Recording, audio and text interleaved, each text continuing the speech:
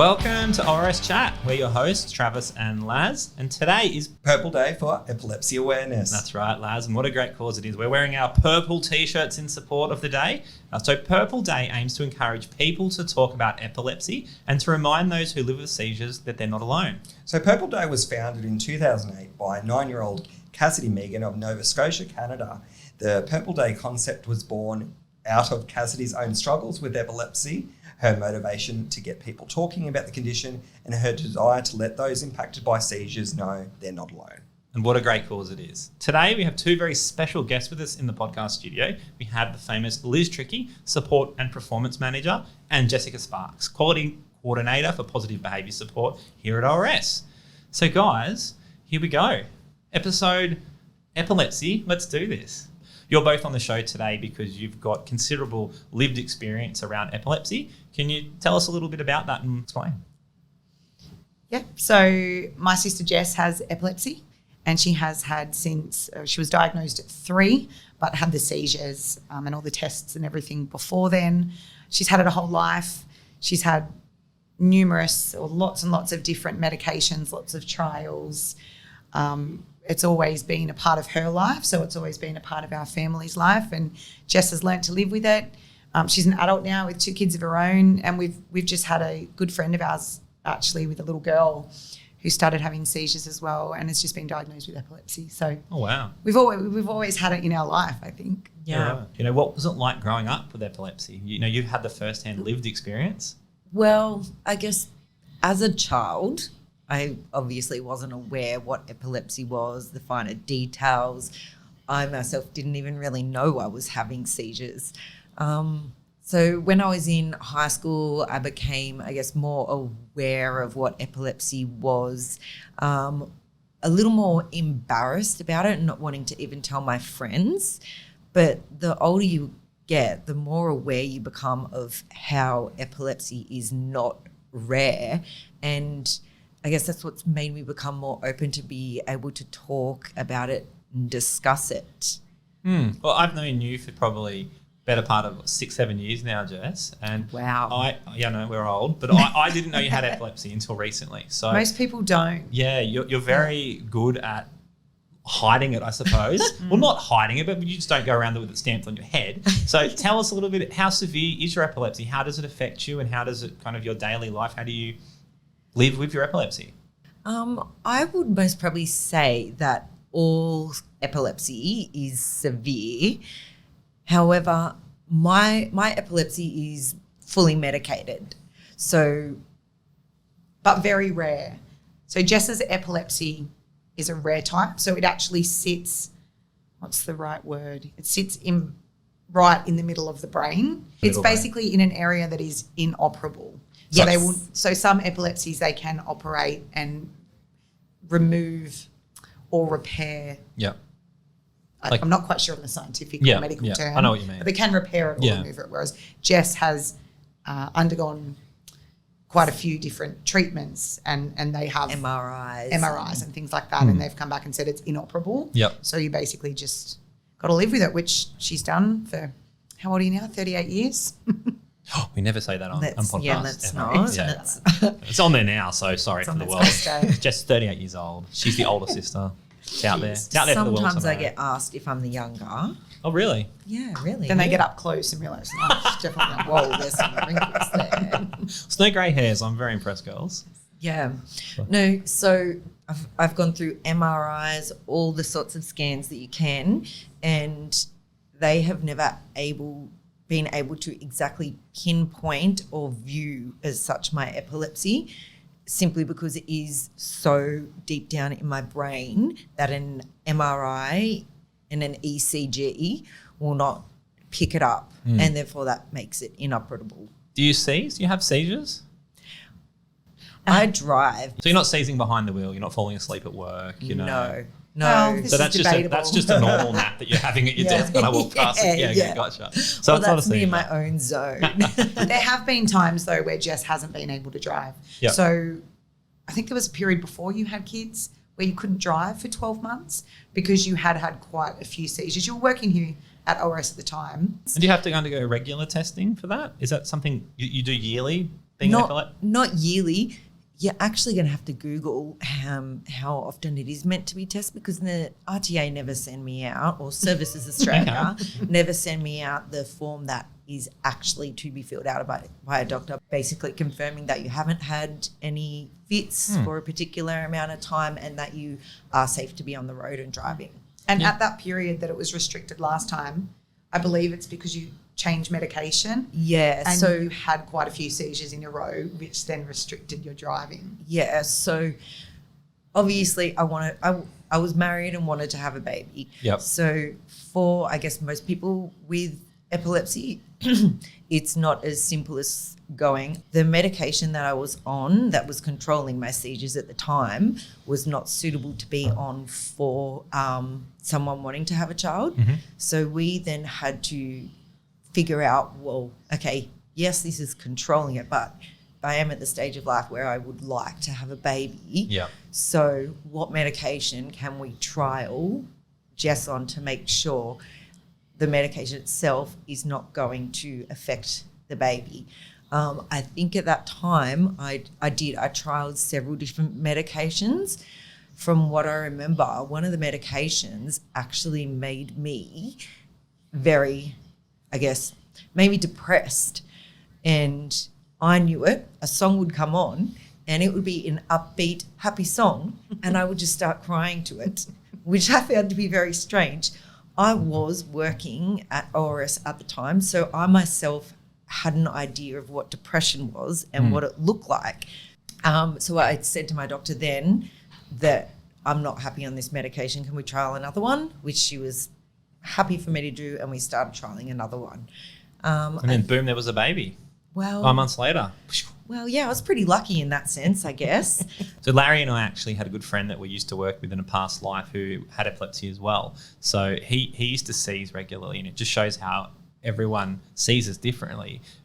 This friend of ours would seize, and it was so bad that he would completely shut off. So the lights were on, but no one was home, but he would continue going about what he was doing. So he would, we used to work in retail on a shop front floor, and he'd just disappear. So we'd be like, where's he gone?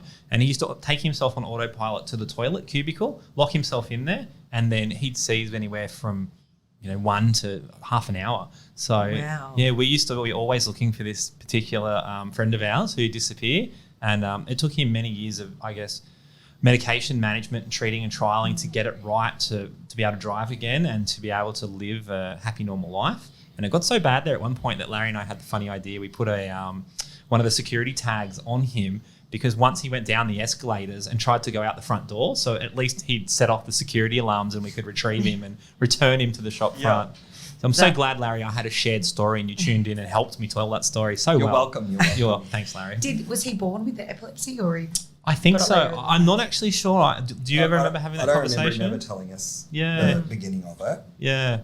But it was that was my only lived experience with it. It was very sad to see because he struggled for many years, and I think it actually boiled to the point of him having a car accident while seizing. Wow. Yeah, quite a bad one as well. And then he was restricted for several years while he... Yeah, we got everything organised. Was he aware as to when he was coming on? Like, did he start feeling strange before he was going to have a fit? I'm not sure. I remember just what you guys mentioned earlier, the eyes glazing over. So you'd be chatting to him and his eyes would just kind of glaze over, and he'd be still going through the motions. So I, clear as day, remember him serving a customer once, and he was taking payment, and he continued to take payment. And the customer tried to speak to him, and I think he literally handed the credit card back off, turned to the side and walked off. And then I was there and said, oh, well, thank you. Here's your receipt. Have a great day. And she just thought he was being rude, but his mind and body had disconnected and off he went.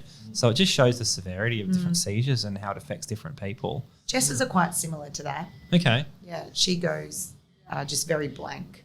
Yeah. She'll usually sort of freeze up and get really tense. So you've never been a kind of, everyone pictures seizures on the floor shaking and... When she was younger, yeah. So Jess has tried lots and lots of different medications. Yeah. Different medications. They all have different side effects. Yeah, the different side effects. Like I mentioned before, one of them I felt as though I was very depressed, and no one wants to feel depressed. No one wants to feel anxious. So I said to my specialist, I can't deal with this medication. Can we trial another one? Which we did and found works. I was able to fall pregnant on it, and now have 2 very beautiful kids, one a boy and one a girl. Coming from a non-expert on epilepsy, is it genetically passed to your children? Like, what's the fear? What's the risk? The chances? How does that work? No, mine isn't. I'm not actually sure myself that any I don't type think it is. of epilepsy, can be. It's just one of those random things. Yeah. Okay. Interesting. Okay, cool. Well, we've already looped through this, but we're going to loop back to it. Yeah. You know, the next question I had was the studies. I think you've mentioned the studies. We've touched on it. You know, were you part of different studies? You've trialed different medications. Tell me about some of the studies that you went through to kind of find the balance of having a normal life. When I was younger, so much I don't remember the studies. I know I did go through them. The most recent, I guess, study that I went through was probably, obviously, since I do remember it, most interesting to me. They decided that they would get me to participate in, they decided in order to Locate where the epilepsy is coming from. locate where my epilepsy was coming from, that they would set up for me to spend time in Westmead Hospital. I think it was a maximum of a week. I went down there, They took you off your medication when you got down there. Yeah, it was. I hope they gave you good food at least for a week. No? Oh, okay. Yeah. Come on, Westmead, lift the game. Yeah. I was taken completely off my medication, no slowly decreasing. Yeah, it was that night that you had your first seizure. I Mum was see. there. I Mum don't- stayed in hospital with Yeah. her. So Mum remembers it all. How long are we talking? Recently? No, we're talking Maybe back- probably 10 years ago. Yeah. Still Semi-recently. recent Yeah. for an adult. Yeah. Yeah. Yeah. So when they took her off her medication, she started having seizures, I think. It was that night that you had your first Was seizure. it? Yeah. See, Jess doesn't remember a lot of it. yeah. Probably the seizures. Yeah. I remember bits and pieces of it. There was a boy across from me who was also going through it. I became friends with him on Facebook, and he was able to go through the surgery because they were able to locate where his fits were coming from, and he no longer suffers from having seizures. There were bits and pieces. I remember one thing in particular was it must have been I needed to have a fit throughout the day because there was a particular ink that they wanted to inject into me before taking me for a, what was it, the MRI scan? The MRI. And I remember the nurse coming up and sitting next to me, grabbing my hand and saying, "We really need you to have a fit." So I remember sitting up, looking at her and going, "I'm going to have a fit." And then that was it. all Yeah, gone. it happened. Do you have a tell? Do you know when one's coming on? Like, Yes, I can do. There was one medication that I was on where I couldn't tell. And when I was on that medication, I stopped driving because obviously you don't want to have a car accident. But I also asked to be taken off that medication for that reason. I like to know when one's coming on so I can, I guess, prepare myself. Yeah. I don't get a big like an hour's notice or anything like that. Yeah. Minutes? But No. yeah, well, probably not even minutes. 30 Like, seconds max, I would say. Yeah. And we call them funny feelings. Ah, And okay. sometimes Jess can shake them off. Yep. So sometimes she'll give me the glassy eyes. Yeah. And I'll say, "Are you all right, sis?" And she'll go, "I'm just having a funny feeling." And she'll Okay. kind of shake it off a little bit and talk herself out of it, think about something else. like Whereas when I there's was, other times where there's no shaking it off. Yeah. like when I totally remember this one, we went down to buy my wedding dress, and I remember waiting on the seat to try on my wedding dress when I felt a fit coming on, and I turned around and grabbed my sister's leg and was like, "Sis, I feel like I'm about to have a funny feeling," and I managed to shake that one off. So that was great. I got to go ahead and try on my wedding dress. Lovely. Well, 2 questions for you from that. Question 1, the boy that you knew across the room that you were Facebook friends with, what impacts of epilepsy does he have today? Like, he doesn't fit now, But None. None. So effectively, epilepsy's gone. So the removing of Yep. the fitting seizures, that is effectively epilepsy gone. Yep, Wow. completely gone for him. Okay. And again, that's because he was undergoing the same as what I was, where they had to have him there straight off medication, there for a week. He wasn't actually even there for as long as me because they were able to They located it quite early. Yeah. He was having fits throughout the day. So they were able to, I guess, inject him with the dye, take him down to the big scan and do the scans. Whereas my fits were more so happening overnight when the When you're asleep. dye, was locked away. Do you wake up at night if you're seizing while sleeping? Or do you just sleep through? I don't know. She wakes you up. Okay. But only if you know That what I've the had signs are Yeah, that right. she's having a seizure. So her husband or myself, for example, if we were sleeping in a bed together, but yeah, we would both know if she's had one in the night. But if you didn't know the telltale signs of her having the seizure, then you'd probably just think she's a bit strange in the sack. Okay. Sorry, Tom. Maybe I am. So just to go back on the trial that Jess was having in the hospital, when she talks about the dye, what they would actually do was they would inject a dye into your blood, which would be attracted to the electric fields or something when you're having a seizure in your brain. Yep. And that's how they would find out where the seizures were coming from. Gotcha. Yeah. Wow. So at night time, they would have the dye out during the day because all the doctors were there. Yep. But then at night time, when Jess would usually have her seizures, the dye was packed away. Gotcha. Yeah. So it took a while for her to be off the medication and to have a seizure during the day for them to be able to pinpoint where it was. Yeah. Okay. And it actually also took me a while to be able to fall asleep. I felt as though I was awake for days before I was able to fall asleep. And again, I think that comes back to being taken off the medication instantly. Yeah. Interesting. Very Well, exhausted after it. And another question for you. They're going to keep rolling. You've mentioned fits and you've mentioned seizing. The same thing, I'm guessing. Oh. yes. Yeah. Yeah. Yep. So with all your trials and things that you've gone through, if you weren't medicated, what would Jess look like now? I think if Jess wasn't medicated, her life would unfortunately be very different. She wouldn't be able to drive. I mean, and look, to be quite honest, there's been sometimes I think Jess is actually lucky to be alive. There's been numerous times she has had seizures in the shower. And we actually had a neighbour when we were younger who had epilepsy, who had a seizure in the shower and fell over and blocked the drain and drowned and died. Jeez. Yeah. So Wow. there's been quite a few times where Jess has had seizures in the shower and either mum and dad or I have heard it and we've gone in and picked her up. She's fallen down the stairs having a seizure before.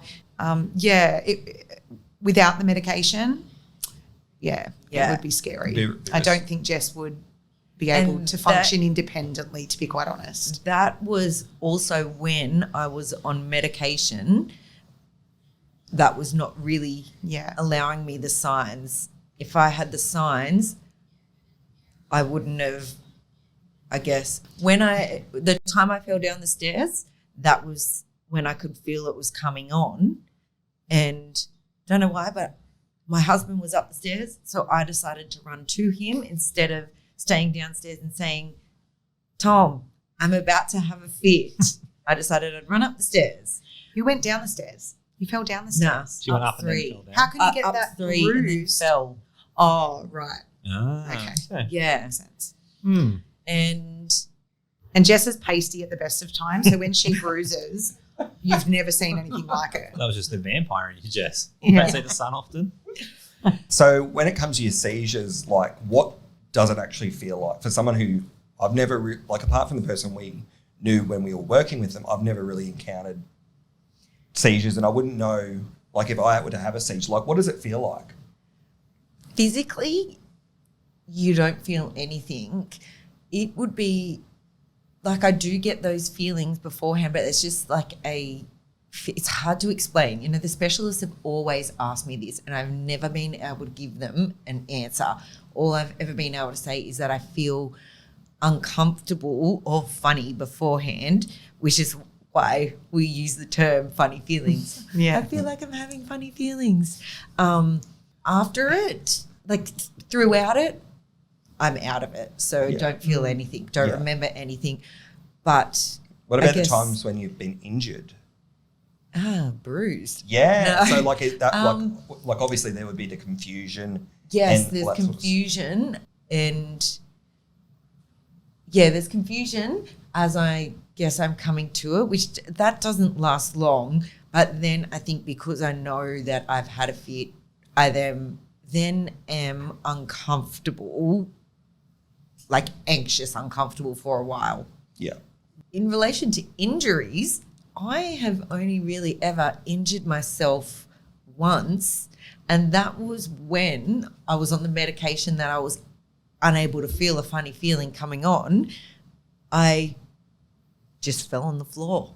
So for people who don't know that you have epilepsy, when you tell them you have epilepsy, what do they ask you next? Oh, really? I didn't know that. That's the response I get. I was, I mean, I guess it's not something I go around and say, hey, I've got epilepsy. It's not something really that you bring up and discuss every day, but because I don't tend to have fits often, that's my next question. No one realises that I have epilepsy. Would you like a special badge to wear at work? I have epilepsy. Yeah. We can make you one. Some people do have to wear things like Yeah. that. Yeah. If it's Yeah. not really severe. Our friend did at one stage. Yeah. Yeah.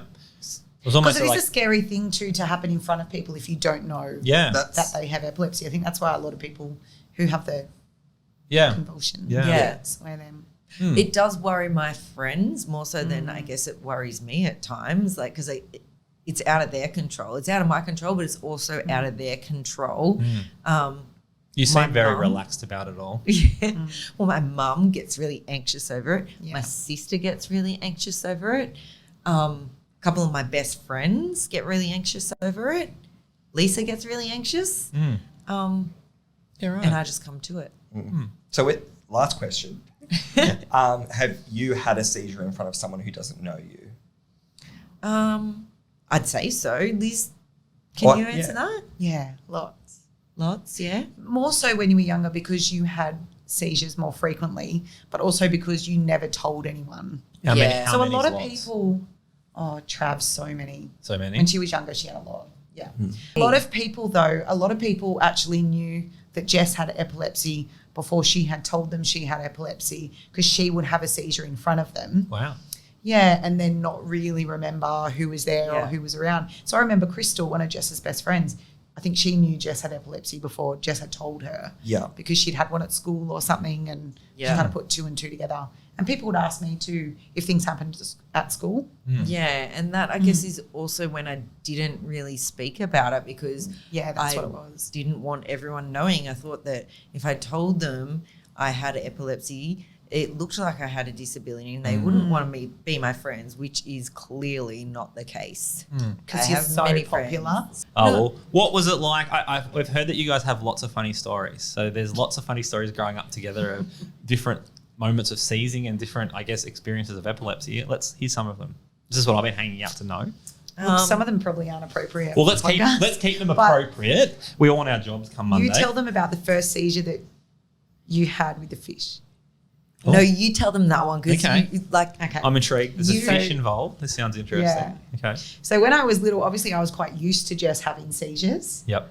Mum and Dad panicking a little bit, not sort of knowing what to do and how to handle it and what was the seizure like this time. And I just remember my first memory of Jess having epilepsy was her having a seizure sitting next to me at the table having lunch. I think we were very little.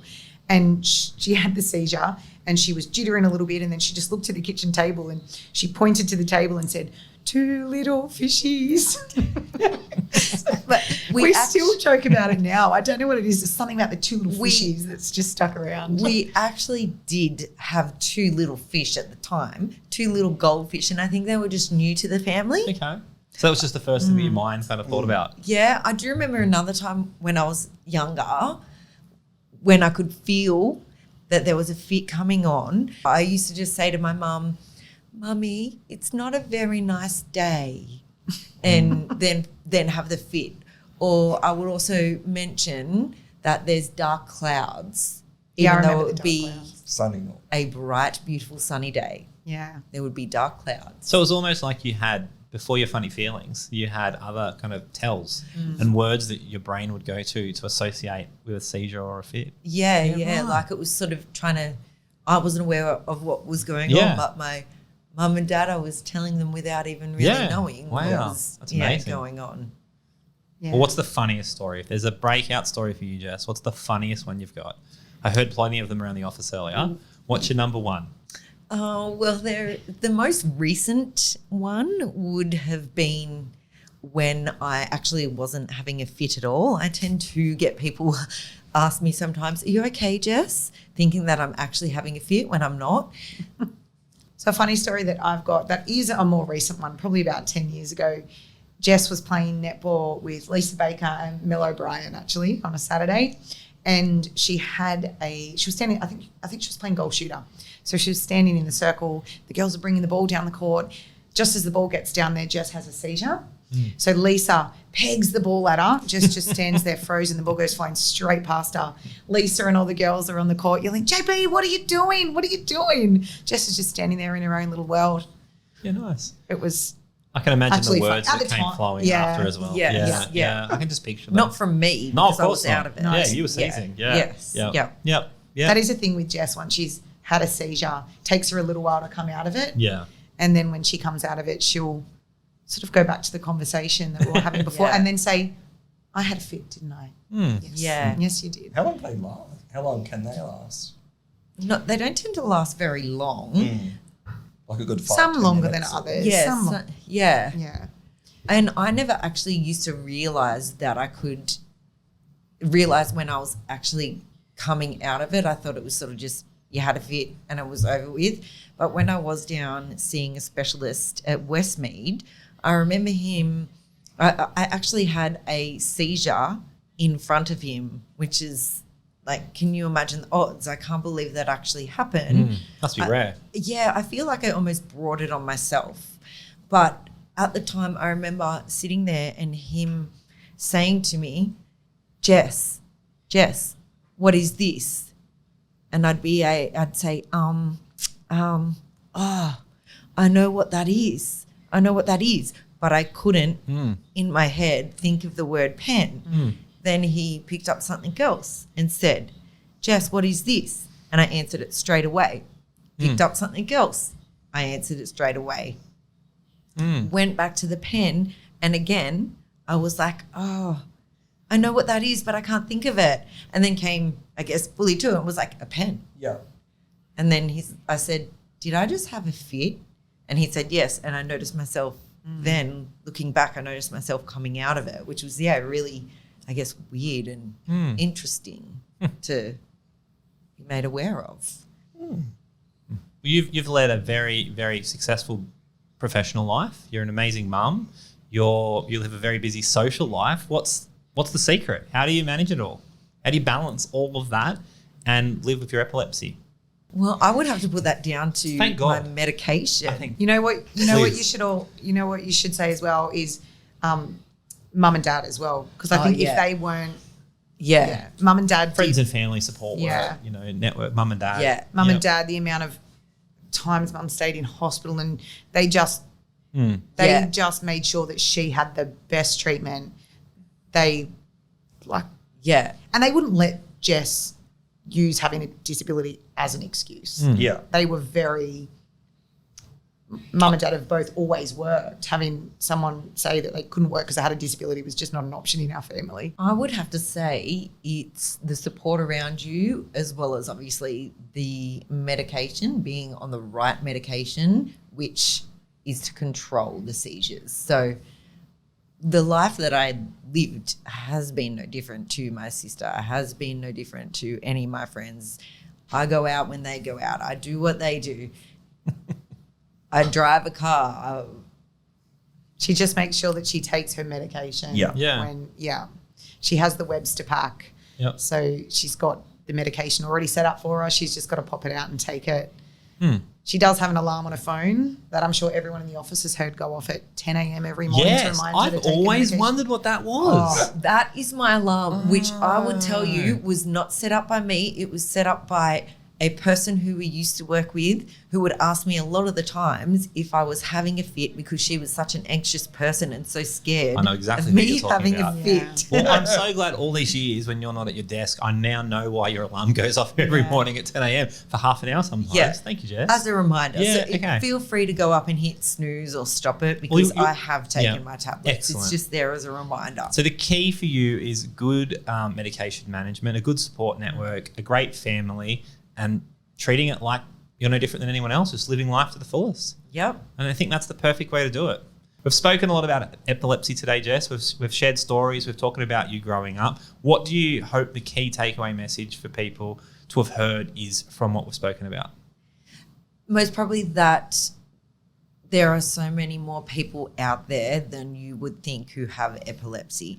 Like Liz mentioned before, a girl who we've grown up with our whole life, child has now been diagnosed as having epilepsy. They were able to pinpoint where hers is coming from, and she now is living a fit-free life with her medication being fully controlling it. And she actually is on the same medication as I was on when I was younger, which I find Wow. really funny. Yeah. Yeah. Wow. I would have to say too, not to look at epilepsy as though it is a disability. There are many different types of epilepsies out there, but I myself don't look at mine as though it is a disability. It's not. I live a social life like my sister does, like all my friends do. The only difference between me and all my other friends would be the fact that I take medication. Okay. So you're not alone. People out there with Definitely. epilepsy, you're not alone. Definitely not alone. Everyone's in it together. Talk about it. Share your stories. Today is a day to celebrate epilepsy. It's Purple Day. Well, guys, let's wrap here. Thank you for coming on. Thank you, Liz. Thank you, Jess. It's been a Thank pleasure. you. I've had a lot of fun. And we look forward to getting you on a future episode of ORS Chat. Sounds be fun. great. Thank you for having us. Thank you.